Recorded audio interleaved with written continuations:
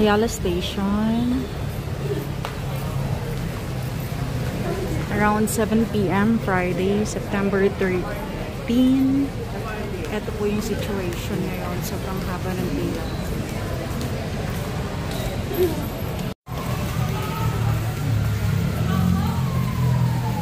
Guys, ayan, medyo moving ng konti.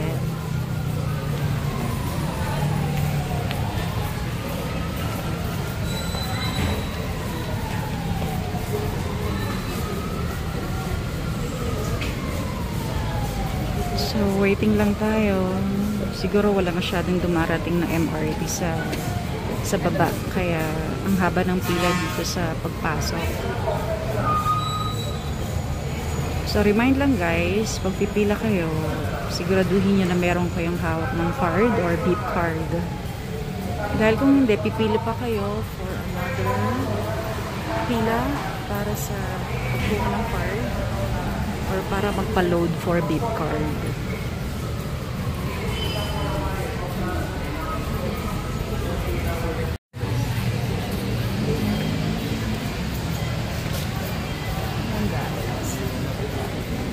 Dali na po kahaba yung pila. Hanggang dun na sa may SM Makati.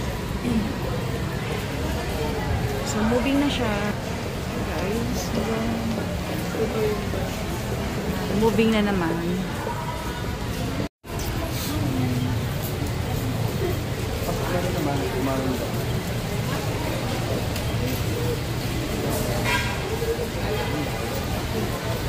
Maandar naman. Guys, dito yung pagkuha ninyo ng card. Nakasakay naman na. So, dyan kayo magpapaload ng card. So, usually, makakaya ng load. Kaya make sure may load na yung beep card ninyo. Kasi yun na, moving na po.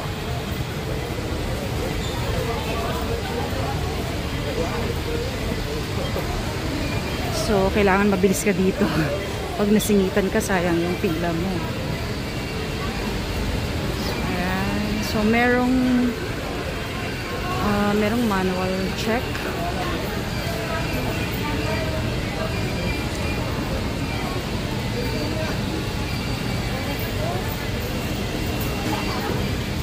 Actually, mas mabilis sa manual check. Pero ang chine-check lang dyan usually yung mga maliliit na bags.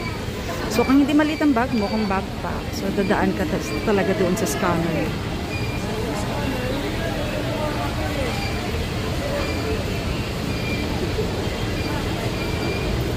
Hoy, pila.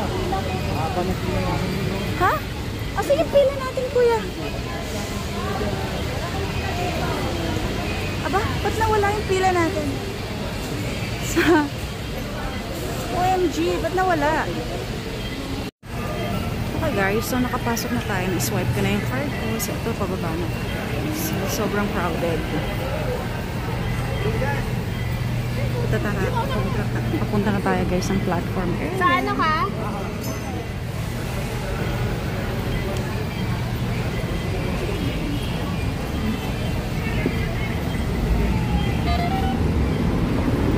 So dito tayo sa hagdan para mas mabilis.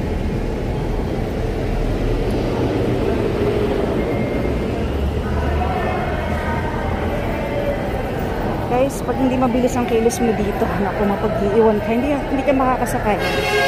So, dapat mabilis yung kilos mo. Lalo na pag ganito may mga stop, pinapastop nila yung pagpasok.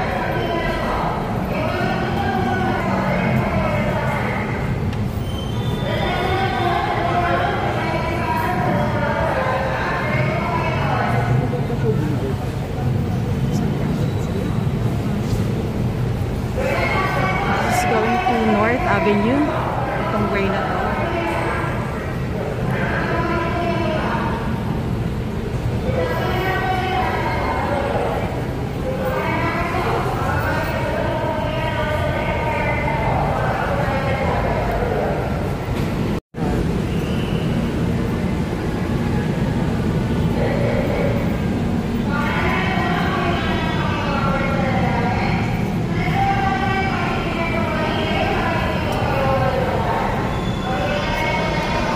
Dito yun sa Ayala Station.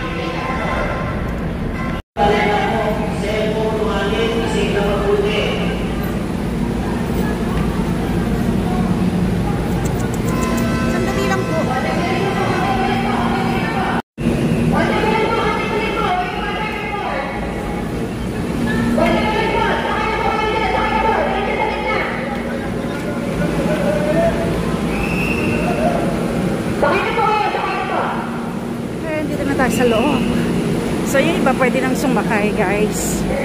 Pero for sure may kasunod naman yung